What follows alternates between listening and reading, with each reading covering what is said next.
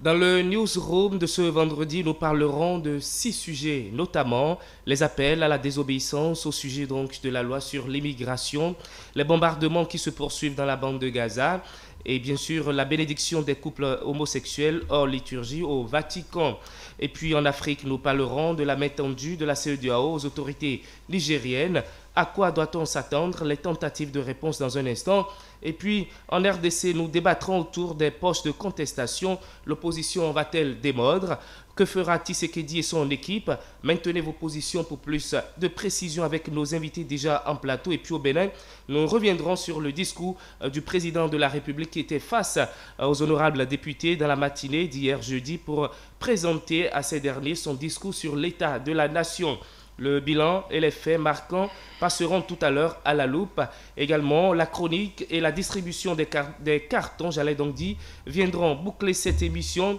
Et si vous venez donc de nous rejoindre, sachez évidemment que vous êtes sur IFA Télévision et précisément dans votre émission Vice Versa, que j'ai le plaisir donc de vous présenter avec mes invités déjà en plateau. J'ai bien sûr Colin Sian. Colin, bonjour. Bonjour Arsène. Et puis en face de vous, j'ai Eman Pafé Ademboussou. Eman, bonjour. Bonjour Axel Herman Abalo. À côté de vous, Delphin Gangala. Delphin, bonjour. Bonjour Monsieur Abalo, bonjour à tout le plateau. Et tout de suite, la toute première rubrique de cette émission Newsroom et on revient.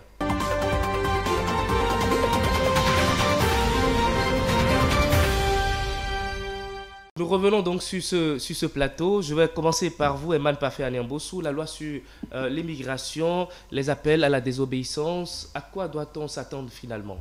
Je pense qu'en France, il y a une cacophonie qui s'instaure parce que justement, cette loi a fait l'objet de beaucoup de contestations. D'abord, le rejet de l'étude de cette loi. Après, le Sénat qui s'est réuni pour faire qu'on puisse retourner sur cette loi-là et que ça soit finalement adopté. Et juste, qu'est-ce qu'on constate au lendemain du vote de cette loi? C'est qu'il y a des appels à des désobéissance civique comme pour dire, voilà, ne voulons pas de l'application de cette loi. Est-ce que les Français ont bien pris la mesure de la situation? Est-ce que Emmanuel Macron lui-même a essayé d'aller vers cette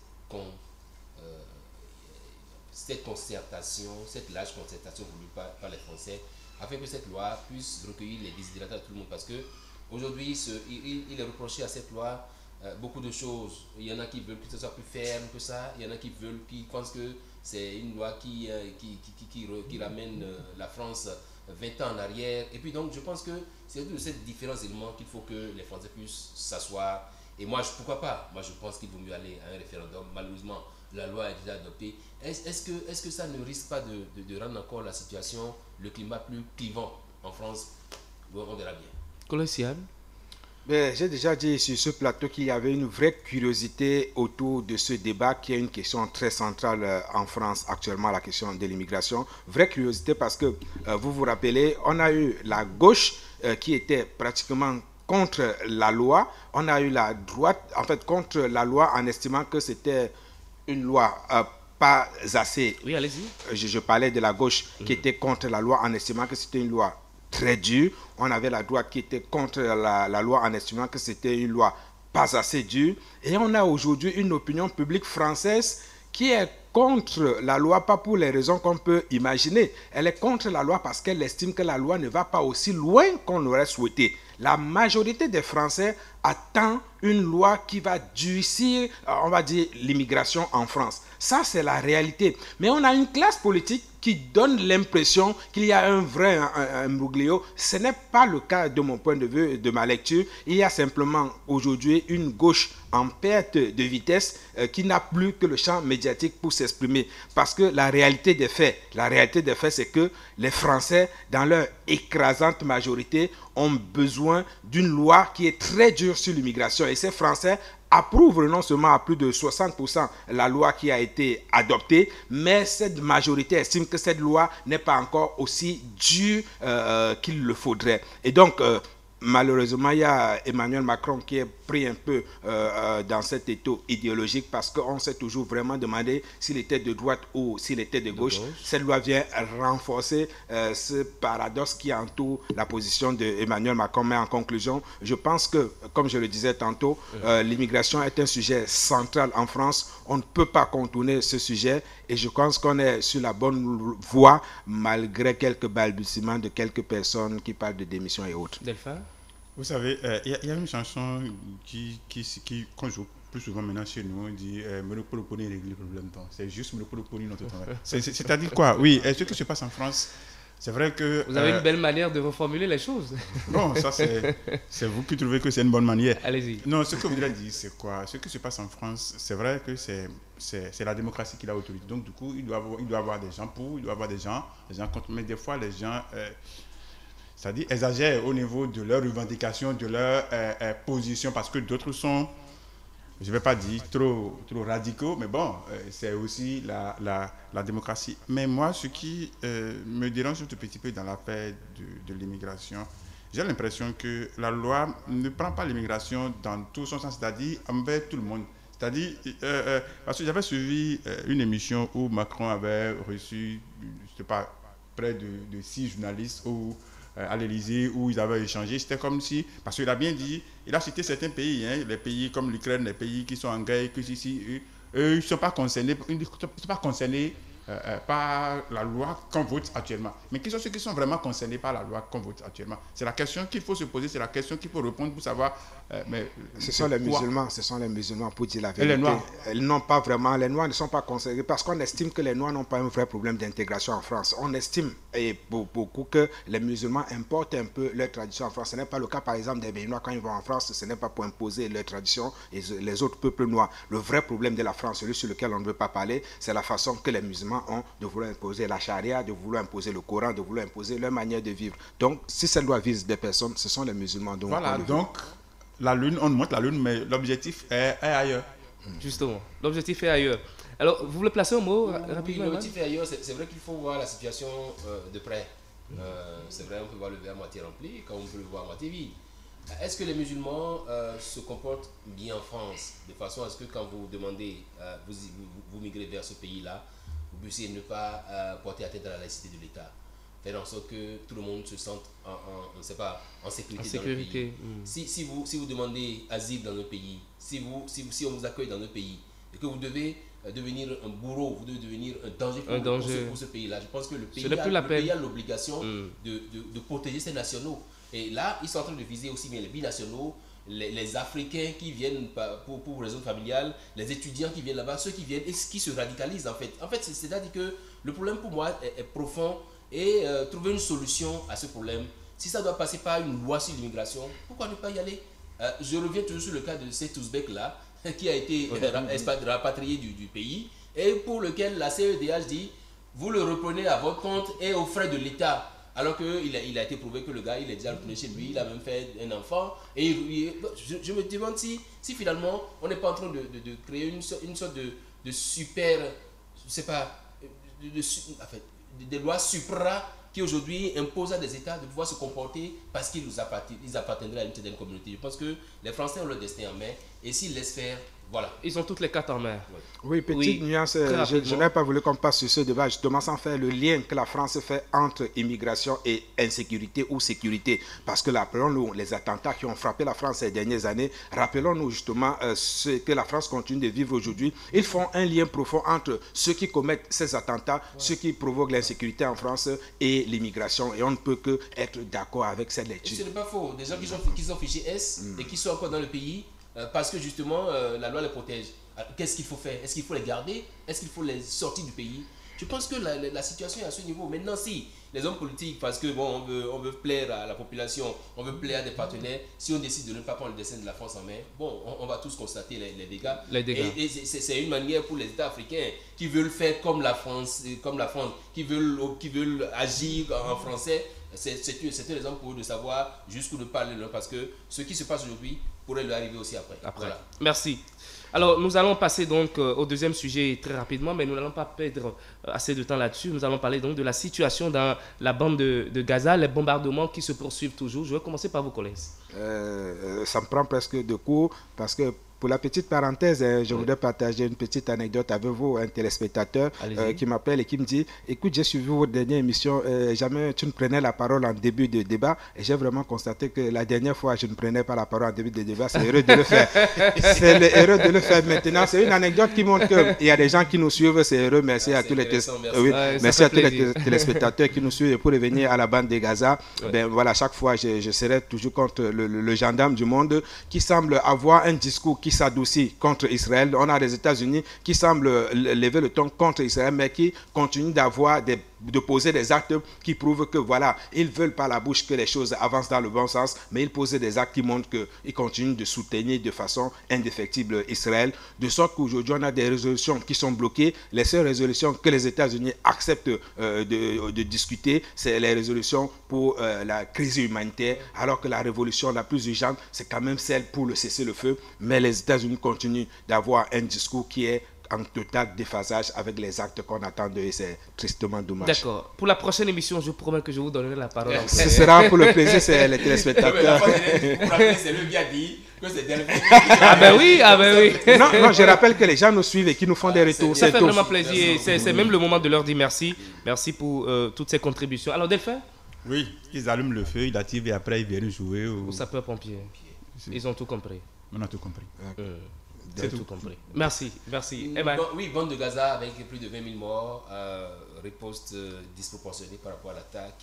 Et je suis d'autant plus heureux que le chef d'État Patrice Talon a abordé ce sujet-là hier face aux députés de la nouvelle législature pour dire la position du Bénin aujourd'hui. C'est qu'il faut que tout le monde se mobilise pour siffler la fin des cris d'âme dans cette bande de Gaza, parce que à trop vouloir ou à trop se taire, on risque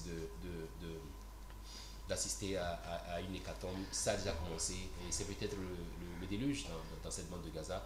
Et Benjamin qui dit bon voilà que lui celui qui lui demande d'arrêter, que la personne est déconnectée de l'actualité. Ça veut dire qu'il est prêt à aller loin. Ça veut dire que même si aujourd'hui tout le monde entier se lève et dit non, Benjamin il est déterminé, il veut aller loin. Jusqu'où ira-t-il loin? On verra bien. Petit lot de consolation quand même dans tout ce qui se passe dans la bande de Gaza, c'est qu'aujourd'hui il y a une opinion qui commence à émerger et qui consiste à dire que être contre ce qui se passe dans la bande de Gaza, ce n'est pas être antisémite. Et ça, il fallait le souligner, il fallait le dire. Dénoncer ce qui se passe, ce n'est pas forcément être antisémite. C'est un discours qui commence à prendre forme. C'est un lot de consolation. Quand on voit des enfants qui trouvent leurs jambes amputées, alors que c'est des jeunes qui aspiraient à jouer au football. Et c'est-à-dire qu'aujourd'hui... Des Kylian Mbappé qu'on ne verra plus sur le stade. Franchement, c'est triste. C'est vrai, j'ai suivi hier sur CNews un documentaire sur l'événement du 7 octobre et tout. Ça a pu arracher quelques yeux rouges à l'animateur de l'émission sur CNews. Mais bon, je dis au-delà de tout, il faut voir la riposte par rapport à l'attaque pour voir si vraiment on ne peut pas prendre une décision. On va prendre une AKM pour tuer une mouche. Ce n'est pas normal. Ce n'est pas normal. Ils ont la solution en main. Ce n'est pas normal. Merci. Et puis de la bande de Gaza, nous allons rendre à présent au Vatican où désormais on pourra donc passer à une bénédiction des couples homosexuels hors liturgie. Delphin Gagala. Monsieur Abalo, on vous invite à un déjeuner et on dit vous prenez l'entrée, vous prenez soit le plat de résistance mais vous ne prenez pas le dessert, ou on vous dit vous prenez l'entrée, vous prenez le plat de dessert mais vous ne prenez pas résistance. Mais est-ce que vous êtes venu au déjeuner? Oui. Moi, je dis le fait d'abord de dire qu'il faut célébrer ça. C'est déjà ça qui est mauvais. Ce n'est pas... on ne peut pas de célébrer, de bénir. C'est ça, c'est bien ça. Oui, c'est bien. Bénir, justement. François, c'est bénir. Bénir, c'est quoi? Accepter. Et c'est béni hors liturgie. Vous êtes unis devant Dieu, devant les hommes. C'est un truc bizarre. Non, béni, c'est peut-être à la fin de la messe. Il bénit le couple et puis bon, pour dire quoi? Continuer. La bénédiction, c'est quoi? Avec la formule sacrée, c'est tout. La bénédiction, est-ce qu'on peut bénir quelqu'un sans parler de Dieu? Est-ce qu'on peut bénir quelqu'un sans dire qu'on s'en mette Dieu dedans? Est-ce qu'on peut le faire? Si on peut le faire, d'accord. Mais sinon, non, c'est son hypocrisie, c'est son... je n'ai rien contre... Je sais pas, je suis pas... J'avoue, ce sont des sujets sur lesquels... Mais moi, je dis en temps normal, il faut qu'on évite de faire certaines choses, parce que si on arrive à dire qu'il ne faut pas autoriser aux gens de se marier à deux femmes, et puis on arrive à dire les hommes se marient entre eux, les femmes. Si on autorise les hommes à se marier, qui va créer l'homme qui va se marier avec l'autre. Si on autorise les femmes à se marier, si nous décidons, bon, ok, c'est seulement les hommes qui vont se marier, c'est seulement les femmes qui vont se marier, qui va produire pour que vous allez vous marier? Non, moi je pense qu'il faut qu'on évite de tout mélanger, de tout banaliser jusqu'à ce niveau. C'est un peu poussé. C'est un peu poussé. Oui. Collins? J'ai suivi, au-delà de la déclaration du pape, il y a eu une actualité en France, un prêtre qui faisait scandale parce qu'on entend dire qu'un prêtre a fait un enfant. Ça faisait encore plus scandale à côté d'une déclaration du pape qui demande de baigner. Je ne sais pas quels sont les thèmes employés. Permettez-moi d'avoir un hommage presque moqueur pour mon épouse qui est régulière à l'église tous les dimanches et qui depuis cette actualité me regarde comme si elle cherchait mon jugement. Je me garde bien de lui dire ce que je pense. Elle essaie de lire dans mes pensées ce que je pense de son église catholique. Je n'aimais pas de jugement sur son église catholique, mais je sais que mon regard interrogateur voilà, l'interpelle énormément. Et donc, depuis, elle a cousu de belles robes pour ses filles. Elle ne sait pas si dimanche, elle sera à l'église. Ce n'est pas une façon de parler. Je suis sûr qu'elle n'est pas seule dans ce cas. Je suis sûr qu'elle n'est pas la seule embêtée. Je pense que de nombreux Africains qui ont certaines valeurs sont très, très, très gênés. Et dimanche, je serai peut-être dans les églises juste pour voir sur leur visage ce qu'ils pensent de cette déclaration du pape. Ce n'est pas poigneux. C'est compliqué. C'est compliqué que le pape, que le Vatican vienne à prendre cette mesure. Et ce n'est pas une mesure qui fait de l'unanimité au sein de l'Église catholique, pas du tout. Il y en a qui sont pas d'accord, il y a d'autres foncièrement contre. Et je crains que cette mesure crée davantage de scission au sein de l'Église catholique. C'est vrai que c'est une église qui est... L'Église catholique romaine. L'Église catholique romaine, c'est vrai que c'est une église qui est très bien organisée avec tout ce que ça comporte comme système et tout. Mais je crains qu'avec cette mesure, avec cette dérogation du pape François, qui se fait un peu trop c'est pas libéral et tout sur cette décision, je crains que ça en vienne à démotiver des fidèles. Je crains que ça en vienne à créer des situations qu'on ne pourra pas gérer après. À titre personnel, comme je le faisais précédemment, la nuance entre antisémitisme et des positions qu'on peut avoir contre le gouvernement de Netanyahou, et je voudrais dire pour ce qui me concerne, moi, que voilà, je n'ai pas à juger l'orientation sexuelle des personnes parce que la science nous a expliqué que voilà, que ce n'était pas un choix, même si dans certains pays on sait qu'il y a des pratiques ésotériques qui consistent à faire un certain nombre de choses qu'on pourrait confondre à l'homosexualité, mais il y a des transgenres, il y a un certain nombre de personnes qui existent qui n'ont pas choisi d'être ainsi.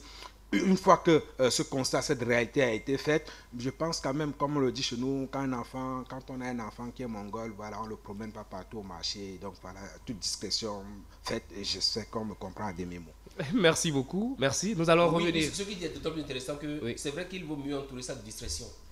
Parce que, et le fait déjà pour le pape d'ordonner ça à la face de tout le monde, c'est comme s'il disait... Ça crée toute une confusion dans la tête des gens. Parce que c'est là le vrai problème en Afrique. C'est la question de la discrétion. On ne demande pas à certaines personnes d'être ou de ne pas être, mais d'être discrète dans ce qui peut choquer les mœurs. Moi, je ne veux pas aller aujourd'hui dans un pays musulman, voir des gens en carême et me mettre à manger. Ce n'est pas possible. C'est tout ce qu'on dit. Vous voyez, on ne vous demande pas de ne pas manger, on vous demande de respecter la culture des gens. Et c'est difficile parfois à comprendre. On voudrait de tous les noms, mais c'est une question de discrétion. Voilà peut-être le mot. Voilà. Merci. Merci à chacun de vous. Nous allons à présent revenir en Afrique. Nous irons tout droit donc au Niger, où nous allons parler donc de la main tendue de la CEDEAO aux autorités nigériennes. Je vais commencer par vous, Collins. Tiani a une décision finalement à prendre. Est-ce qu'il va céder ou comment est-ce que les choses vont se passer? Comme Eman, j'ai envie de faire référence au discours sur l'état de la nation du président Patrice Talon hier.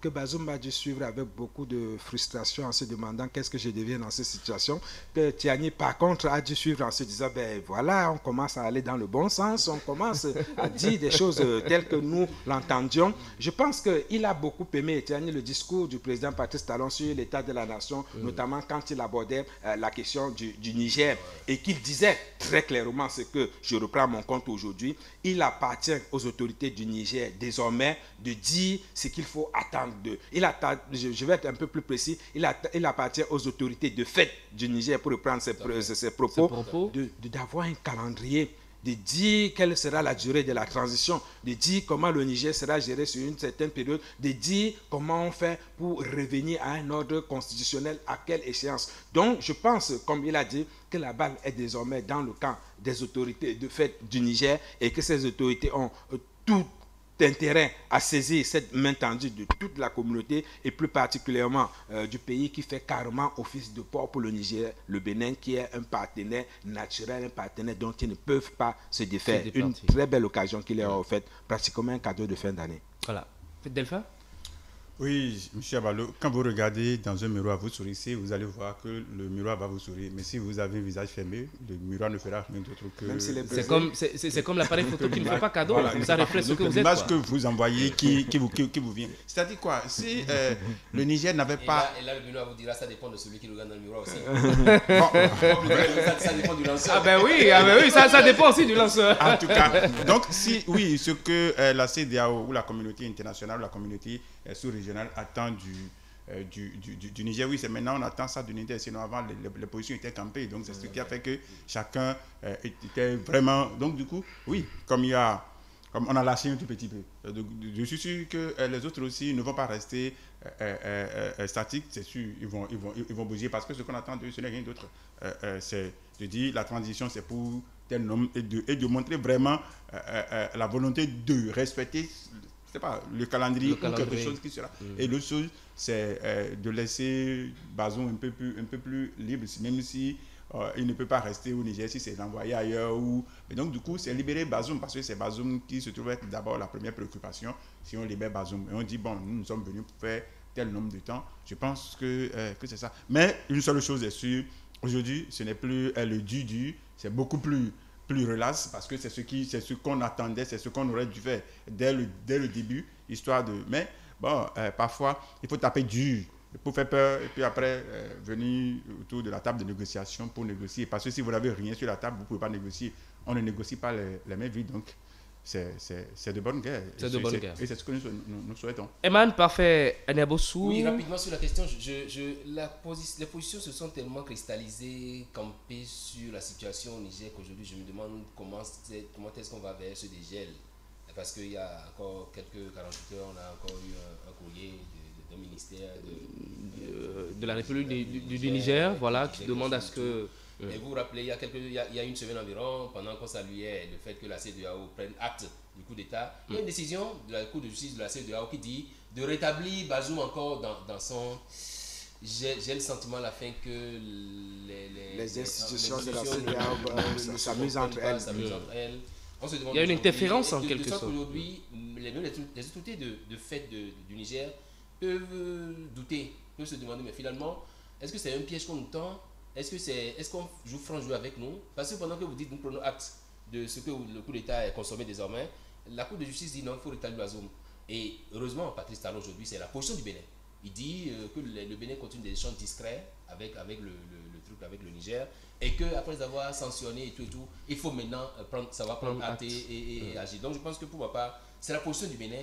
Je ne sais pas si le Bénin fait bien de chercher à faire front avec la CEDEAO, ou alors le Bénin essaie de regarder, c'est l'histoire du vieux père qui a volé un canard, et les enfants étaient derrière lui, il a fait papa. On lui demande de regarder avec les yeux d'un grand, s'il y a vraiment du canard dedans. Je pense qu'il vaut mieux que le Bénin regarde d'un œil de grand, si vraiment il y a canard dans le sac. Pour savoir rétablir l'ordre entre le Niger et puis le Bénin, et le reste on en parle. Parce que le Togo en profite. Justement, le Togo en profite absolument et aisément. Merci du Niamey. Nous allons nous rendre à présent en RDC, la République démocratique du Congo, où nous allons parler donc là-bas des élections, des postes de tension qui s'annoncent déjà. Comment est-ce que les choses vont se passer? Tshisekedi face à une opposition qui reste toujours tendue. À quoi on doit s'attendre finalement, Delphin Ngangala? Oui, il faut dire que nous ne prenons pas expérience sur nos échecs ou sur nos difficultés, mais nous évoluons comme tout est nouveau pour nous. Parce que oui, vous voyez, le Congo, un pays vaste, ce n'est pas pour la première fois qu'ils organisent des élections, ils avaient toujours eu des difficultés. Donc, on devrait quand même anticiper, prévoir certaines choses. Parce qu'à la dernière minute, on a commencé par demander à certaines institutions de louer des avions ou de passer des avions pour... Et puis, du coup, on n'a pas pu satisfaire tout le monde. Ou un vote qu'on a commencé le 20 jusqu'à ce matin, je crois encore. Hein. Oui, ce matin, on continue encore de... Et le président de la CENI est toujours là. De toute façon, oui, la particularité ici, c'est qu'ils vont à un vote électronique. Oui, justement. Alors que c'est on l'a rappelé la fois dernière, Chris l'a fait, c'est l'État le plus vaste de l'Afrique de l'Ouest. Et donc, voilà, je vous laisse continuer. Oui. Et puis un vote qu'on a dit qu'il devrait commencer à 1h, à 6h, mais il y a des votes qu'on a commencé à 17h, on a dit toute la nuit, on vote jusqu'au petit matin. Oui, la nuit, les chats sont gris, il y a beaucoup de choses qui peuvent se passer. Il y a déjà des suspicions, il y a déjà beaucoup de choses. On a déjà trouvé que quelqu'un a bloqué du kérosène pour ne pas permettre à d'autres personnes de bouger. Et quand on associe tout ça, est-ce que soi-même... Des incidents... Est-ce que soi-même, on n'est pas en train de rapprocher le feu? À l'essence, c'est que c'est pas bien, parce que j'avais suivi sur RFI Moïse Katumbi à qui on demandait est-ce qu'il sera prêt à accepter son échec. Et il dit la population va revendiquer. On dit mais la population va revendiquer quoi? Il dit la population va protéger son vote. Mais la population va protéger son vote comment? Il n'a pas voulu le dire. Ça veut dire quoi? Ça veut dire qu'on n'est pas prêt pour accepter, parce qu'on se dit, puisque lui dit il est sûr qu'il va gagner. Oui, on ne va pas à une compétition pour et encore une compétition organisée dans ces conditions, avec ce bon mélange, ce cafouillage où déjà l'église catholique, ou bien en tout cas on a déjà trouvé qu'il y a ci, il y a bourrage Dieu, il y a ci, il y a ça. Non, est-ce que chaque fois on va dire oui, c'est vrai que bourrage Dieu n'est pas une spécialité de l'Afrique. Hein. Si Donald Trump, aux États-Unis, Donald Trump a même trouvé que on a bourré les unes, où on a traîné des trucs où il y a un journaliste qui a traîné juste sa valisette et lui il a trouvé que... Donc du coup, ce n'est pas propre à l'Afrique, mais il faut qu'on essaye d'organiser les choses, à éviter cette défaillance, ces insuffisances. Non, on pouvait mieux faire, surtout que ça a été fait une fois, deux fois. On doit pouvoir quand même prendre expérience sur nos échecs. Eman. Oui, élection générale au Congo. D'abord, moi je salue cette avancée qui consiste à faire un vote électronique. C'est une avancée pour ma part. Maintenant, qu'il y ait des quiproquos, qu'il y ait des failles dans l'organisation, je pense qu'à ce niveau, il faut aussi tenir compte de la superficie de ce. Ça fait 10 fois la France. Les Congos, 10 fois la France. Et on ne peut pas comparer ça au Bénin. Ça fait peut-être 50 fois le Bénin et tout. Donc, je pense honnêtement que le Togo? Il faut tirer coup de Et le Togo? Et le Togo, ça a fait une fois le Togo. Il faut tirer coup de chapeau au président de la CENI qui vaille que vaille, essaie quand même de tenir et puis donne un peu d'espoir et tout en disant oui, ça aura lieu. Et il a même demandé. Et n'oubliez pas que c'est la première fois dans cet état-là que la diaspora aussi a voté. Et donc je pense que pour ma part, c'est un effort de fait. Maintenant, pour le reste, on attend les résultats. Ça va donner ce que ça va donner. Sans doute, on peut se demander s'il n'y a pas les gemmes d'une contestation. Bon, on verra bien. Comme le candidat de Collins est dedans, on va lui demander de savoir prendre sportivement les résultats qui vont sortir. Si c'est lui qui gagne, il n'y a pas de souci. Il peut revendiquer vous parlez du candidat de Collins? Oui, si c'est lui qui gagne, il n'y a pas de souci. Dites-nous officiellement, c'est qui votre candidat? Non, il a toujours dit. Moïse Katumbi. Oui, j'ai parlé de Moïse Katumbi, pas mon candidat parce que c'est mon candidat parce que j'estime que voilà, c'est comme ça qu'on devrait faire la politique, pas comme voilà, quelqu'un qui a un passé, quelqu'un qui a des choses à revendiquer, quelqu'un dont on connaît l'apport pour la promotion, par exemple, ne serait-ce que du football en République démocratique du Congo, avec tout puissant Mazembe et autres. Bon, cela dit, c'est toujours sur ce plateau que je m'étonnais quelque peu du silence du voisin rwandais autour de cette élection. Et malheureusement, voilà, le M23 s'est signalé de la plus triste des façons, ce qui donne de la République démocratique du Congo, voilà, ce tableau d'une Afrique qui ne sait pas organiser une élection sans verser dans des situations comme celle que nous sommes en train de déplorer. Non, il ne faudrait plus qu'on reste à cette étape où élection équivaut toujours à contestation, équivaut à massacre des populations, équivaut à des risques avec perte en vies humaines. Il faut qu'on dépasse cette étape-là et je suis un peu triste voilà, de ce petit spectacle et j'espère qu'avec les résultats qui viendront, parce que le vote est électronique, avec les résultats qui viendront rapidement, on saura voilà, parer au plus pressé et aller à l'essentiel. que mon candidat soit gagnant ou pas, j'espère que voilà, les vies humaines seront préservées parce qu'une élection en Afrique n'est pas synonyme de C'est un guerre. jeu, on a toujours un gagnant et un perdant. Voilà. Il ne faudrait pas donner de l'image de l'Afrique. Il ne faut pas donner de l'Afrique l'image d'un continent où élection signifie perte en vies humaines. Il se fait que malheureusement les militants de ces candidats sont souvent des gens qui n'ont pas un certain niveau donné. Pour eux, ils sont prêts à coup de petits billets d'agir, de créer des situations confuses et tout. Je pense qu'il revient également à ce niveau, aux hommes politiques, aux acteurs politiques, aux leaders, de jouer ce rôle. De jouer ce rôle et de conscientiser. Voilà. Le militantisme politique, ça doit être, je pense, l'autre pan que l'Afrique doit prendre à son compte pour qu'on évite d'organiser des élections qui, bien souvent, nous coûtent des vies. Merci. Nous avons encore quelques minutes pour débattre d'un autre sujet très rapidement. Nous allons prendre la direction du Bénin. Nous sommes à Porto Novo, la capitale économique, la capitale politique, j'allais donc dire, du pays, où le chef de l'État, le président Patrice Talon, était face aux honorables députés hier pour présenter le discours sur l'état de la nation, donc du pays. Nous allons faire le débat avec vous, Colin Sian. Le chef de l'État était face aux honorables députés hier. Je vais vous surprendre en vous parlant plutôt de ce que je n'ai pas aimé. Quand je parle de ce que je n'ai pas aimé, ça peut être presque contradictoire parce que j'ai vu un discours sur l'état de la nation qui démontre que le Bénin est un pays qui se développe, qui prouve que le Bénin est un pays qui se développe sur tous les plans. On écoute le discours du président Patrice Talon, on est émerveillé par des réalisations pour ceux qui prétendraient qu'elle ne voit pas au jour le jour ce qui se passe à Glo, ce qui se passe avec Asphatage, ce qui se passe avec H, ce qui se passe dans tous les domaines, ce qui se passe dans la mécanisation agricole. Et donc, on est tellement impressionné que moi, à la fin, j'ai eu un sentiment de tristesse, un sentiment presque de frustration. Parce que, je reviens sur la partie où le président s'est vanté que nous soyons dans un pays où on avance désormais sans pose de première pierre, un pays où on avance sans pose de première pioche. Je ne le dis pas, le dis pas parce que je suis journaliste et parce que la pose de première pierre est parfois l'occasion pour nous autres d'aller faire des petits reportages et arrondir nos fins de mois. Je le dis parce que la communication est un pan essentiel dans l'approche de développement d'un pays. Je trouve que ce gouvernement ne communique pas assez. Je le dis, je le répète, on ne peut pas faire autant de choses et je veux dire, être aussi suffisant dans la communication. On ne peut pas faire tout ce qui se fait autour de l'âge, avec près de 1 million de pauvres extrêmes qui sont aujourd'hui avec leur carte de sécurité maladie et ne pas en parler.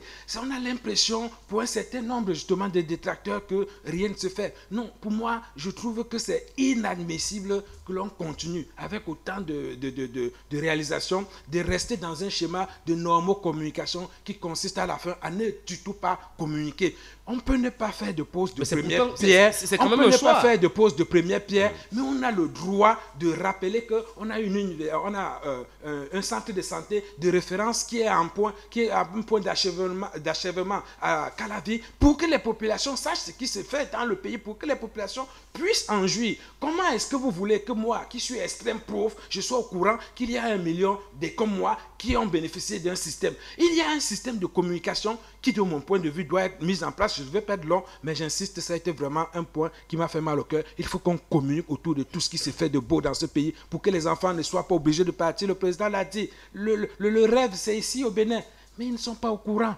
Ils ne sont pas forcément au courant. Il faut communiquer et je voudrais vraiment insister sur cet aspect-là. La normocommunication, c'est quand même un choix que le gouvernement de Patrice Talon a fait, Delphin Gagana.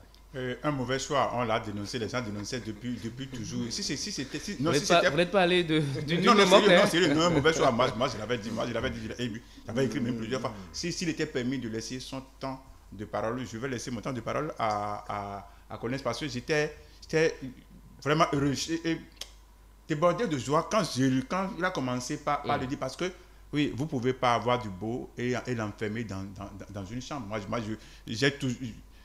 Moi, je comprends pas. Je ne comprends pas cette façon de faire. Mais si le chef n'aime pas qu'on fasse trop de... Comment ma femme sait, c'est si pas le chef le n'aime pas chef. qu'on en parle, comment ma femme sait qu'il y a des microcrédits aux plus pauvres aujourd'hui qu'on vous donne sans forcément vous réclamer d'aller rester sur le soleil de 6 à 8 heures? S'il n'y a pas de communication, comment les gens savent qu'il y a un hôpital de référence, comme je le disais? S'il n'y a pas de communication, comment les gens savent qu'il y a un fonds pour aider l'agriculture, pour aider les agriculteurs? S'il n'y a pas de communication, comment on sait que le pays se développe? Comment on ne peut pas comprendre les enfants qui préfèrent partir alors que derrière, il y a un pays qui est en train de se développer? Il faut communiquer, il faut informer. Il est important que les gens sachent ce qui se fait. Pour moi, c'est catégorique. Il faut qu'on le fasse, il faut qu'on insiste. Donc sur il ce faut arrêter poste. avec la non-communication. Je pense, Oui, il faut clairement. Monsieur Abalo, c'est Oui, vrai, allez-y. c'est vrai qu'on voulait juste rompre avec un système qui existait, c'est-à-dire à tout vent, on envoyait les DG sur le terrain. À chaque week-end, les DG sont sur le terrain, les ministres sont sur le terrain, les députés sont sur le terrain. Oui, juste pour... Est-ce que c'est pour communiquer ou c'est juste pour aller chercher le rectorat? Donc c'était ça. Même si c'est qu'on veut finir avec ça. Oui, on ne dit pas d'envoyer les DG sur le terrain comme ça se faisait avant. Mais expliquer ça à la population, montrer les choses. Parce que je ne vous le fais pas dire. Si vous voulez, un jour, entre 16h et 17h, aller devant le truc de Glodibé, vous allez dire, mais si c'est tout le Bénin qui sort de la maison. Non, c'est immense. Quoi. Quand vous voyez les jeunes sortir de cette maison, vous allez dire, mais c'est au Bénin ici ou c'est ailleurs. C'est Mais- Maus. Voilà. Mais pourquoi ne pas montrer ça? Pourquoi ne pas communiquer sur ça? Pourquoi ne pas envoyer des drones filmés? Parce que, non, pour cette fois-ci, ce qu'on est en train de dire, on ne parle pas. Ce n'est pas pour faire l'éloge du président, ce n'est pas pour montrer combien de fois il est beau, combien de fois il est mieux. Mais combien rendre de fois il beaucoup s'habille. plus visible ses actions. Mais rendre visible, parce que si je ne sais pas que telle chose se trouve dans mon pays, comment je pourrais-je peux en en bénéficier? profiter, comment je peux en bénéficier? Mais ça, c'est... C'est indéniable. Oui. C'est indéniable. Emma ne pas faire des Non, motions. la non-communication, ça a été une grosse bourde en fait. Dès le début, je fais partie de ceux qui ont combattu cela en disant que il fallait même pas sortir ce mot-là. Pour moi, ça n'existe pas, ça n'a jamais existé quelque part. C'est juste qu'on a voulu sortir quelque chose de la bouche et puis on l'a sorti en sortant. Il faut travailler le faire savoir. Faire, bien faire et le faire savoir. Je pense que ça doit être le leitmotiv de tout gouvernement sérieux, normal, pour faire en sorte que quand on a prévu 12 milliards de pactole pour les femmes microcrédits en 2024, qu'on puisse le faire savoir, faire le point de ce qui a été fait, faire aussi le point de comment les femmes arrivent à rembourser aujourd'hui. Parce que n'oubliez pas que sous le régime passé, sous le régime Boniaï, des gens prenaient les sous et se disaient « Ah, c'est pour l'État ». Et donc, parce qu'il faut avoir de prendre ça, et puis donc, qu'on nous fasse le point, qu'on dise oui, sur l'expérience que nous avons déjà faite sur tel nombre d'années, on a déjà fait savoir.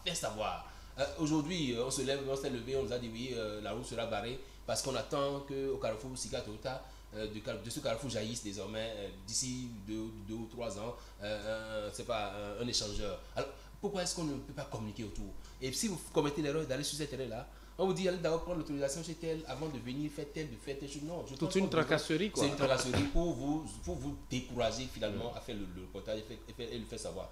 À Kadiaou à côté, pour essayer de désinonder cette avenue du Canada, on a fait plusieurs descentes pour aller sur le chantier pour voir ce qui se fait de bien.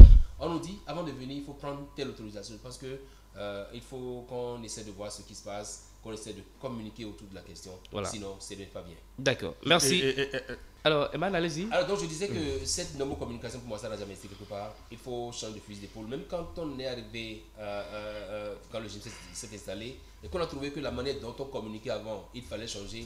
Une fois qu'on a déjà fait un premier mandat, il faut revoir les choses, rebattre les quatre et essayer de voir s'il ne faut pas changer de fusil d'épaule. Je pense que c'est ce qui a manqué à ce gouvernement en termes de communication. Il faut y aller. Voilà. D'accord. Delphin. Oui, et puis, oui, je suis même tenté de dire qu'il y a des gens qui ont envie de communiquer, mais ils n'arrivent pas à communiquer parce qu'ils ont peur des représailles, parce qu'ils se disent, oui, parce que aller sur le terrain, montrer même des choses, on va trouver que, bon, vous êtes allé sur le terrain. Comme il a dit, il fallait prendre l'autorisation. Il faut être sûr que demain, tu ne seras peut-être pas puni. J'ai l'impression que le truc est vissé quelque part, mais il faut dévisser, parce que si on ne dévisse pas... Oui, regardez, on a commencé ce qu'on appelle double voie. Si vous allez entre Glo jusqu'à Rada, vous allez constater que après Mississento, on a déjà commencé l'affaire de double voie sans que personne ne le sache. Moi, je ne dis pas d'aller faire pause de première peine. Moi, je ne dis pas d'allier les gens sous le soleil pour dire le chef de l'État veut descendre ou d'amener les dames à danser. Non. Mais montrer que telle chose se fait du bon dans le pays et du beau dans le pays. Mais si on ne le fait pas et que bon, on dit, nous allons le faire, ils vont découvrir. Oui, mais nous allons découvrir, mais non. Et pour venir sur cette voie-là, petite anecdote, nous on a profité, mon équipe de reportage a profité d'une descente à Sékou pour prendre cette voie en déplaçant, parce que si on devait s'arrêter pour filmer ça, on nous aurait dit ne filmez pas, allez prendre l'autorisation chez tel. On a dû profiter pour faire un travelling depuis la zone de Golo-Djibé jusqu'à Golo-Djibé, l'arrondissement de Golo-Djibé. Et donc les images sont là. Et donc voilà, donc je pense que aujourd'hui, même quand vous êtes homme des médias, vous avez peur de vous approcher de ces gens-là parce qu'on vous dira allez prendre l'autorisation d'abord, allez faire ça, allez faire ça. Je pense qu'il faut qu'on arrête. Il faut arrêter. Il faut arrêter avec tout ça. Petit, pour que Hassan, ce ne soit pas comme Axel, ce ne soit pas comme de simples discours. Je prends un seul exemple. Oui. 235 services digitalisés. Vous êtes au Bénin, vous quittez parfois à Djong ou à Franco pour venir à Cotonou pour un service pour lequel vous pouvez rester derrière votre petite télé. Je suis né à Parakou. Si je devais prendre mon casier judiciaire, je devais quitter Cotonou pour Parakou, aller prendre le casier judiciaire. Alors que de ton simple téléphone. Aujourd'hui, je mets des données seulement et ça me génère. Vous allez juste tirer. Oui, avec Donc, 2000 francs. à Celle-Abalo, il faut communiquer autour de cela. C'est du bon, c'est du beau et c'est du bien. Mais il faut communiquer autour. Ça mérite d'être sûr. Justement. Merci à chacun, merci à tous. Nous allons à présent entamer une autre rubrique de cette émission. C'est bien sûr Info Show. C'est parti tout de suite pour la chronique.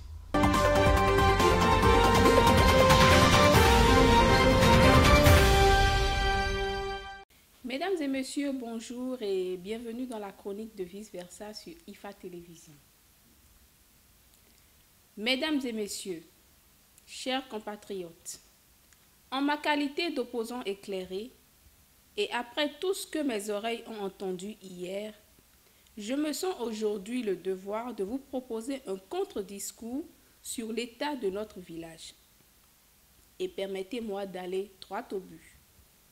Ainsi donc, le chef de ce village a déclaré hier, devant les représentants de ce village, qu'il y a eu le recrutement de 3500 jeunes de ce village pour le compte de notre armée, le recrutement de 2000 jeunes pour le compte de notre police républicaine. Il a même parlé de 10 000 jeunes qui ont trouvé de l'emploi là-bas, à Golo-Djibé, dans son affaire de zone franche. Plus préoccupant encore, il a avancé le chiffre de 1 million de pauvres extrêmes dans les 77 cantons que compte notre village. Chers compatriotes, ces chiffres doivent nous effrayer. Ces actes doivent nous obliger à nous interroger sur la qualité de la démocratie Nescafé que nous voulons pour notre village. Je vous explique. Si on recrute tant de braves jeunes bras valides pour l'armée et la police, où est-ce que nous allons encore trouver les jeunes à envoyer dans les rues pour contester, pour brûler les pneus sur nos voies, pour semer le désordre démocratique dans ce village? En vérité, je vous le dis, ces recrutements massifs de jeunes sont un danger pour la bonne marche des activités de l'opposition dans ce village. Si le chef de ce village et ses collaborateurs se mettent à trouver 10 000 emplois par-ci, à améliorer la vie d'1 million de pauvres extrêmes partout dans ce village, où est-ce que l'opposition va encore trouver des jeunes affamés et sans emploi à manipuler? Non, ne riez pas. Ce que je dis est très sérieux. D'ailleurs, je vais vous donner un autre exemple. Hier, dans son discours sur l'état de ce village, évoquant les microcrédits, notre chef de village à tous a déclaré, je le cite, « Nos mères, nos femmes et nos sœurs, en particulier, ne sont plus obligées de se parer d'uniformes qui leur coûtent une partie du prêt obtenu, de s'exposer au soleil, de prendre des journées entières en vue de louer de soi-disant bienfaiteurs. » Fin de citation. Mes chères mamans, mes chères sœurs, j'espère que vous voyez le danger venir. Le chef de ce village ne veut pas que vous soyez belle. Il ne veut pas vous voir parée de beaux foulards. Le rôle d'une femme dans ce village ne doit pas être d'abîmer ses jolies mains en travaillant. Chère sœur, la vraie question c'est celle-ci. Vous préférez travailler ou vous préférez être belle? Dans ce village, nos parents ont toujours dit à la femme, sois belle et tais-toi. Je pense que c'est ce qui est bien pour vous, chère sœur, chère fille. Quelques aigris diront que nos propres filles sont allées à l'école, que nos propres filles travaillent et sont plus épanouies dans leur vie. Tout ça c'est vrai. Mais est-ce une raison pour envoyer toutes les filles à l'école? Est-ce une raison pour rendre toutes les femmes autonomes par les microcrédits et autres? Si nos mamans, sœurs et filles deviennent toutes des femmes battantes, alors nous autres, braves détourneurs de deniers publics, où allons-nous trouver des femmes paresseuses à qui nous allons donner des microcrédits non remboursables afin qu'elles puissent nous traiter en princes et bienfaiteurs? Vous voulez vraiment mon avis sur ce discours, sur l'état de ce village? Je vais vous le donner. Je pense que ce village est irréversiblement engagé sur la voie du développement. Et en ma qualité d'opposant, cela me fait peur pour mes propres ambitions. C'est tout. Merci de m'avoir écouté et bonsoir chez vous. Retour donc sur ce plateau. Nous avons une minute pour commenter parce que juste après, nous allons partager les cartons. Alors, Oui. je vais commencer. Oui, allez-y. Allez-y, Delphin. Non, sinon, je veux dire, c'est un plaisir. En tout cas, c'est toujours du plaisir à suivre ça parce que c'est une autre manière de dire la vérité. Et, déjà aujourd'hui, certains responsables ont reçu des femmes de Cotonou derrière juste quelque part que je connais. Ceux qui savent recruter, ceux qui savent trouver la beauté des femmes ont reçu les femmes. Et je ne sais pas si on a distribué quelque chose, si on n'a rien distribué, mais si on les a reçus dans un enclos bien fermé, bien protégé, c'est sûr qu'il y a quand même quelque chose. Et si on le fait à la veille de la fête, c'est pour dire, c'est moi qui sais distribuer, c'est moi qui sais vous aimer, c'est moi qui sais. Donc du coup, On va se vanter un peu. on va se vanter un peu. Donc on a donné de la joie au cœur à ces femmes, soit disant, mais bon, et c'est ce que nous disons, c'est toujours l'affaire de nos communications qui nous amène. Non, je pense que cette chronique appelle les jeunes, les femmes à arrêter de se faire instrumentaliser. Par des soi-disant acteurs politiques qui pensent que oui, il suffit il faut qu'ils soient affamés pour que quand on les appelle, qu'on leur dise qu'ils puissent répondre, et qu'ils puissent faire des actes après répréhensibles, pour quitte à se retrouver après en prison, pour qu'après on aille demander clémence et tout. Je pense que c'est une chronique qui est bien réfléchie pour à la fin dire que la situation telle qu'on la peint du Bénin n'est pas celle-là que nous vivons aujourd'hui en ce moment. Parce que le développement est là, en fait. Le développement est là. Et ça ne manque pas. C'est palpable. Bon. C'est bien tangible. Oui, tangible. Ça me... Très rapidement, oui. Grâce au contournement ou à cause des contournements, juste pour le Carrefour Sikatota aujourd'hui, il y a des voies dans Védocor qui ont reçu le coup d'asphaltage, je veux dire. Jamais rêvé. Asphaltage, voilà. Franchement, je me demande si c'est mon Cotonou là.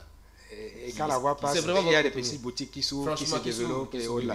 Donc pour revenir à la chronique, ça me rappelle un peu comme deux situations de microcrédit. On a le sentiment qu'il y avait une période au cours de laquelle le microcrédit consistait à dire venez prendre, il y a du poisson, venez prendre et aller manger. Il y a une autre période où les microcrédits consistent à dire il y a du poisson, venez, on va vous apprendre à pêcher. Donc voilà, ça fait un peu deux périodes clairement distinctes, d'une période au cours de laquelle on a fait la promotion de la facilité et une période au cours de laquelle on fait la promotion de la réalité. Et tant mieux si après demain on n'a que des femmes battantes, ça veut dire moins de population malléable et corvéable à souhait pour une classe politique qui ne demande que cela. Merci à chacun de vous. À présent, la rubrique Haut et Coup et on revient tout de suite.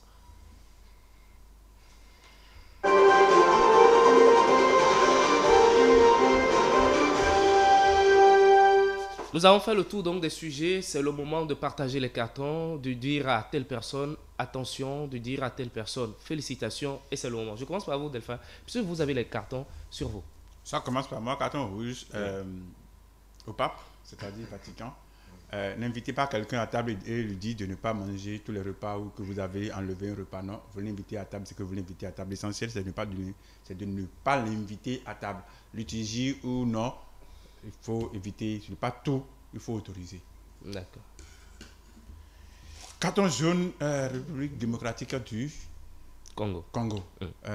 Doucement. Tout le monde vous regarde, tout le monde vous observe. Faisons la différence en Afrique. Voilà. Carton blanc au prince du Bénin, je veux parler de mon président. Carton blanc pour le discours, mais beaucoup plus sur la position, sur la position de notre pays par rapport à la situation du Niger. On a vu un peu plus clair. Et si c'était comme ça au départ, je pense que on serait beaucoup plus heureux que ce que nous sommes en train de vivre maintenant. Mais c'est bien, quel que soit le temps que ça a passé, la nourriture est en train de venir. C'est sûr qu'on va manger parce que si on ouvre les frontières, on permet à nos frères qui sont là-bas de pouvoir manger, on permet à nos frères qui sont là-bas de pouvoir bénéficier de la prise en charge des vaccins et autres. Non seulement ça, les médicaments sont là. Quand les médicaments sont dans une condition donnée, ça ne profite pas. Donc du coup, nos voisins, il faut qu'on essaye de vivre vraiment un bon voisinage. Sa femme, c'est sa femme n'est pas ma femme. C'est vrai que nous voulons le sauver, mais bon, on ne va pas faire son bonheur à sa place. Merci. Eman? À mon tour de donner carton rouge au pape. Ouais. Carton rouge au pape François. C'est vrai que dans un Vatican éclaboussé par des affaires d'homosexualité, beaucoup d'affaires, on comprend ça, de pédophilie, on comprend sa position, mais il n'aurait pas dû demander qu'on bénisse des couples hors liturgie. Soit on les bénit ou on ne les bénit pas. Il n'y a pas. Il faut pas jouer au jeu de mots. Non, pas du tout. C'est comme c'est exactement on dit vous mangez la pâte et vous laissez la sauce. Non, c'est pas. Pour moi, c'est. Ça s'accompagne. Pour nous qui croyons en Dieu, Dieu n'a pas demandé ça. Voilà. Carton jaune. Carton jaune pour tout ce qui entoure la CEDEAO. Cour de justice ou. Les instances de décision au Parlement. Parce qu'il faut que, dans une situation donnée, il doit pouvoir travailler en synergie pour que, quand on prend une décision, que ça puisse s'appliquer. Sinon, la CEDEAO court à sa perte. Voilà. Et ce n'est pas bien pour la sous-région. Carton blanc pour... je vais donner carton blanc à deux personnalités, Patrice Talon et Louis Blavonu. Parce que quand vous soulevez Louis Blavonu, vous sentez que bon, il a su passer le mot en citant Winston Churchill à Patrice Talon pour lui dire bon, que le bon politicien, c'est celui qui, quand il a promis de le faire et qu'il n'a pas fait, il revient et dit pourquoi il ne l'a pas fait. Ouais. Et effectivement, ça n'a pas raté. Patrice Talon, effectivement, a trouvé le moyen. Je me rappelle quand il le disait, Patrice Talon souriait également. C'est comme s'ils ont passé un peu le mot voilà. Pendant qu'ils étaient sur la concertation. Je dis carton blanc à Patrice Talon et à Louis Blavonu, président de l'Assemblée nationale. Voilà. D'accord. Vous allez passer donc les castors. Naturellement. Voilà. Si, je vais donner un sympathique carton rouge à un ami, il comprendra. Je me permets de dire que c'est un ami, Wilfried Ngbedi, qui est aujourd'hui en charge de la communication à la présidence et donc de la communication normale. Je pense qu'on n'allume pas une lampe pour la mettre sous le boisseau. Il se fait tellement de belles choses dans ce pays que le parole du gouvernement chargé de la communication doit trouver le moyen pour que les populations à Tokuntuna et autres sachent ce qui se fait pour pouvoir bénéficier de nombreux services que voilà, les travaux en chantier, le développement du Bénin permet aujourd'hui d'avoir. On ne peut plus aujourd'hui ne pas savoir, comme je l'ai dit, qu'il y a plus de 235 services digitalisés dans notre pays. Et mon porte-parole, un ami, il comprendra le sens du carton rouge, il comprendra qu'il y a du travail à faire pour que les jeunes ne quittent plus ce pays parce que le rêve se construit dans ce pays et on est capable par la communication de prouver que ce rêve-là, on peut l'avoir ici. Comment ne pas appuyer ce carton rouge-là, c'est aussi c'est notre ami commun. Voilà, donc, d'accord. Et donc, merci. Carton jaune à, je vais dire comme ça, la gauche française. La gauche française, c'est le NUPES, ce sont des gens qui crient au scandale, ce sont des gens qui ont été tellement habitués à nous vendre du rêve pour des raisons électoralistes. Aujourd'hui, la France a un problème avec une partie de ses étrangers qui arrivent sur son territoire et qui commet un certain nombre d'actes qui met en insécurité le pays. Elle ne peut pas donner l'impression qu'elle ne continue pas de voir cela et donner l'impression qu'elle est contre la loi sur l'immigration, qui est une loi acceptée par la majorité des Français. Et il faut qu'elle revoie sa position, qu'elle revoie sa copie. Carton jaune. Et une fois n'est pas coutume, je voulais dire carton blanc à notre chroniqueuse maison. J'ai particulièrement, moi, c'est voilà, le ton de la chronique de ce jour. Eman a su trouver les mots pour dire il y a une façon de dire des choses qui fait passer un autre discours, une façon de voir. Et donc voilà, carton blanc à notre chroniqueuse maison. Merci. Merci à chacun de vous. Merci à vous, Delphin Gagana. Merci également à vous, Eman Pafer Niamboussou. Merci également à vous, Colin Sian. Merci à chacun et à tous, chers téléspectateurs. C'est la fin donc de ce numéro de votre émission Vice Versa que j'ai le plaisir de vous présenter. On se retrouve la semaine prochaine. Plaise au ciel. À très vite.